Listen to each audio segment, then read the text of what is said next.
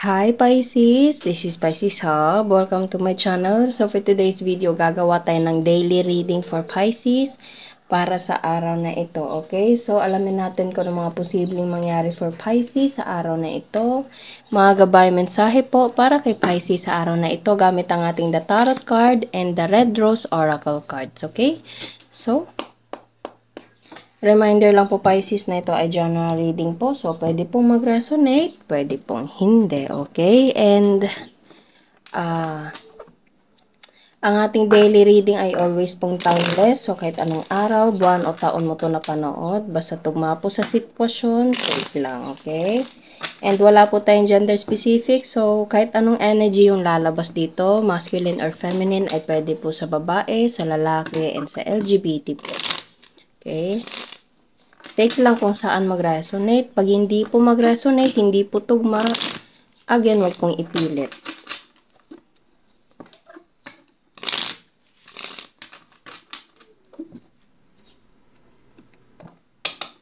So, sige, unahin natin tong The Red Rose Oracle cards.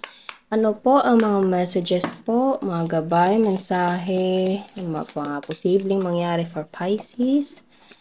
Meron tayo ditong not today, boundaries and hurt, avoiding conversation, not dealing, still upset. So, there's something na parang issue na parang ayaw mo munang harapin, okay? Or something na parang pinapalamig mo muna, okay? So, ano po yung nandito? Not today, hindi muna ngayon, hindi muna sa ngayon. Oh, heartbroken. Okay. Deeply hurt and sad, feeling lost, grieving and despair, break up. Okay. So, pwedeng ito yun. Okay, medyo mabigat naman itong dalawang cards na nandito. So, ano pa po? Coffin, new beginnings and liberation, reborn and transition, tragic endings. So, pwedeng dumadanas ka ngayon, Pisces, na parang you're in a separation with someone, okay? Or pwedeng you're in a separation of your work. Okay, kumbaga meron kang issue na pinagdadaanan ngayon. Okay, medyo ano naman to. Na kung saan nasasaktan ka, hindi ka. Parang ayaw mo munang harapin, ayaw mo isipin, okay? And there's a healing heart. Healing heartbreak, toxicity, or addiction, abusive relationship. Okay, so pwedeng ito yun. You're in a healing process as of now, Pisces. Okay, bottom of the deck is sword and rose, clarity and truth, revelations, honor and protection, determination. This is happen for a reason, Pisces. Okay, all of these are happens for a reason. And kung you're in a healing process ka man ngayon, kasi ang dami mo, sa tatlong cards na nandito, ito yung nangyayari. Oh, boundaries, not today, heartbroken, coffin. Okay, it's all about ending. Okay, and you're not dealing, you don't feel good in this situation. Ayaw mo munang isipin, okay, kasi medyo mabigat para sa'yo. And you're in a healing process right now. Kasi meron kang natutunan. Pero pwede din, after all of this, after you are healed, Pisces, marami kang matututunan, okay? A sword and rose. Clarity and truth, okay? Revelations, honor and protection, determination. So, kung merong tinanggal sa'yo, Pisces, ibig sabihin nun, merong rason and merong magandang ipapalit pa doon na mas better para sa'yo. You deserve better, Pisces. Okay? So, pwedeng ito ay merong connection sa love, pwedeng ito ay merong connection sa trabaho, sa friendship, or anything na parang malapit sa'yo. Pero, yun nga, parang you're in a process right now na parang moving on. Okay? So, ano pa? Gamitin natin itong tarot card. Ano pa po ang message niyo po for Pisces? Any information, clarity, posibleng mangyari.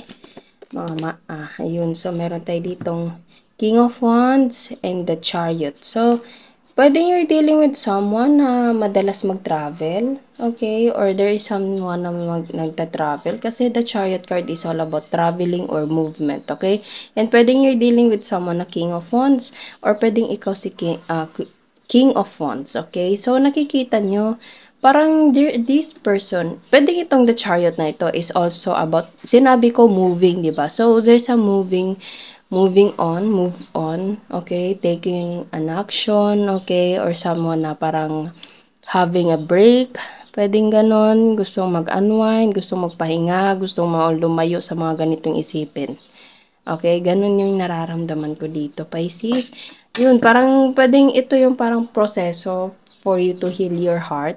Okay, and after that, marami kang matututunan with this sword and rose right here. Okay, so ano pa?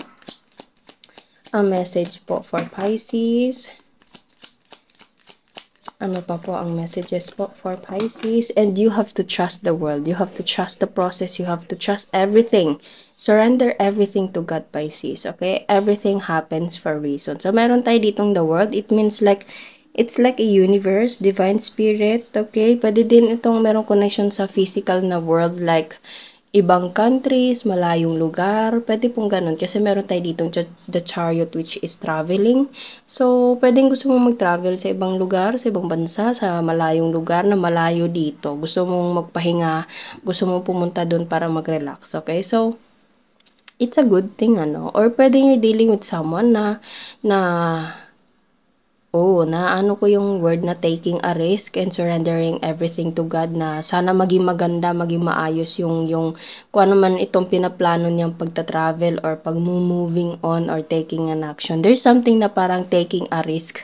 Pwede din, after all of this situation right here, pwede merong isang taong dinidil mo, Pisces, na parang mag-e-effort siyang puntahan ka or ikaw mag-e-effort mo puntahan mo siya para magkaayos kayo. Pwede pong ganun, okay? Or kung hindi naman, pag wala na talaga yung ganung klaseng effort na ganoon, yun nga, parang gusto mo muna, ayaw mo munang isipin yung ganito. Gusto mo muna ng magpahinga, heal your heart, heal yourself, and peaceful. Peaceful surroundings. Gusto mo lang ng ganun, okay? So, trust everything to God, Pisces. Yun, there's a reunion right here. So, yun nga, sinabi ko, pwedeng there is someone na magta-travel towards you, gusto kang kausapin, aayusin, okay? Or pwedeng there is someone na, or pwedeng ikaw na gusto mo makipag-connect sa mga taong hindi mo na nakakausap lately, okay? Gusto mong puntahan dun para dun mo magawa yung mga plano mo, okay? Bottom of the deck is the strength. Surrender everything to God, Pisces. Trust the process. Control yourself. Okay? Nakikita nyo sa magandang babae na nandito, meron siyang halo. So, this is your divine energy, divine spirit, okay? Universe, your angel na, kumbaga ikaw to. Kontrolin mo, manalig ka, surrender mo lang lahat, ako bahala. Okay? Ganito yon. Nakikita nyo, itong babaeng na nandito, ito yun siya. Okay, so you have to trust the process, Pisces. And always kung sinasabi, pag para sa'yo, para sa'yo. Okay, walang makakakuha, walang makakaagaw pag para sa'yo, Pisces. Kung ano man ito, it's either there is someone na magti-take ng risk na puntahan ka and magkabati kayo kasi meron tayo ditong taking an action and reunion. Pwede din there's a longer commitment and you have to trust the process, okay? Or pwede din naman, sinabi ko kanina na after all of this situation right here, you wanted to heal your heart. You want to heal your heart and not to deal with this medyo mababang energy na nandito. And after that, you have to gain clarity, surrender everything to God, okay? Trust the process, and isipin mo na ganun talaga. Okay, it is what it is, Pisces. Okay, surrender everything to God. Pag para sa'yo, walang makakaagaw nun. Okay? So, kuha tayo ng mga initials, random words, kung sino or ano po yung mga konektado for Pisces sa reading natin ngayon. Okay?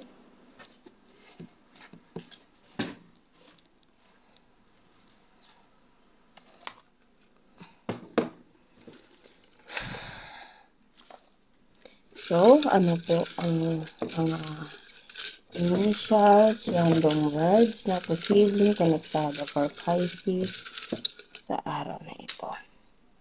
Ayan, meron tayo ditong matangos ang ilong, mayaman, salo-salo. Itong salo-salo, mostly, ito yun, no? 3, of Pentacles. Okay, almost the same sila, parang nagsalo-salo.